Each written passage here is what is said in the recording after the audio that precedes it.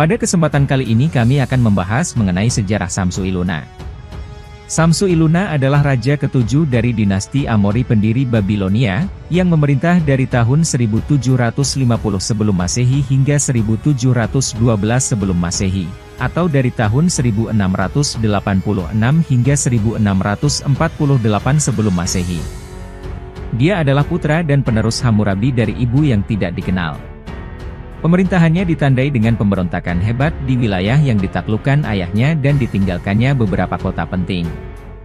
Ketika Hammurabi berkuasa di kota Babilonia, dia menguasai wilayah kecil tepat di sekitar kota itu, dan dikelilingi oleh lawan yang jauh lebih kuat dari semua sisi. Pada saat dia meninggal, dia telah menaklukkan Sumeria, Eshnunna, Asyur dan Mari menjadikan dirinya penguasa Mesopotamia. Dia juga telah secara signifikan melemahkan dan mempermalukan Elam dan Parthia. Meskipun dikalahkan, negara-negara ini tidak hancur. Jika Hammurabi mempunyai rencana untuk menyatukan mereka ke Babilonia, dia tidak akan hidup cukup lama untuk mewujudkannya. Dalam beberapa tahun setelah kematiannya, Elam dan Asyur telah meninggalkan orbit Babilonia dan revolusi telah dimulai di seluruh wilayah yang ditaklukkan. Tugas untuk mengatasi masalah ini dan masalah lainnya jatuh ke tangan Samsu-iluna. Meskipun ia berkampanye tanpa kenal lelah dan tampaknya sering menang, raja terbukti tidak mampu menghentikan keruntuhan kekaisaran. Namun, melalui semua itu, ia berhasil menjaga inti kerajaannya tetap utuh, dan hal ini memungkinkan kota Babilonia memperkuat posisinya dalam sejarah. Pada tahun ke-9 pemerintahan Samsu-iluna, seorang pria menyebut dirinya Rimsin membangkitkan pemberontakan melawan otoritas Babilonia di Larsa yang menyebar hingga mencakup sekitar 26 kota, di antaranya Uruk, Ur, Isin dan Kisura di selatan, dan Eshnunna di utara. Samsu-iluna tampaknya lebih unggul secara militer.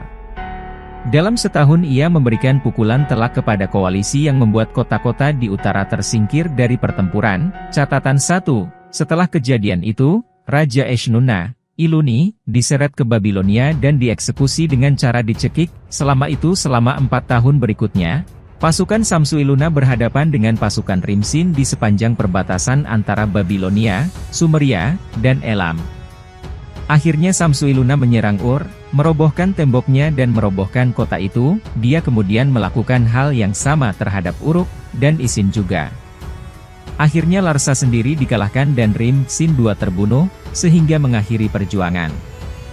Beberapa tahun kemudian, seorang yang berpura-pura menyebut dirinya Ilum Maili, dan mengaku sebagai keturunan raja terakhir Isin, kembali melancarkan pemberontakan Pan-Sumeria. Samsu-iluna menggiring pasukan ke Sumeria, dan keduanya bertemu dalam pertempuran yang terbukti tidak menentukan. Pertempuran kedua beberapa waktu kemudian terjadi pada Ilum Maili, dan setelahnya, ia mendirikan dinasti daratan laut pertama, yang akan tetap menguasai Sumeria selama 300 tahun berikutnya. Samsu-iluna nampaknya mengambil pendekatan defensif setelah ini. Pada tahun ke-18 masa pemerintahannya, ia membangun kembali 6 benteng di sekitar Nippur, yang mungkin dimaksudkan untuk menjaga kota itu tetap di bawah kendali Babilonia. Pada akhirnya, hal ini tidak membuahkan hasil. Pada saat kematian Samsu-iluna, Nippur mengakui Ilum Maili sebagai raja. Rupanya, Eshnunna juga tidak menerima kendali Babilonia, karena pada tahun ke-20 pemerintahan Samsu-iluna, ia memberontak lagi. Dur Samsu-iluna untuk menjaga mereka tetap sejalan.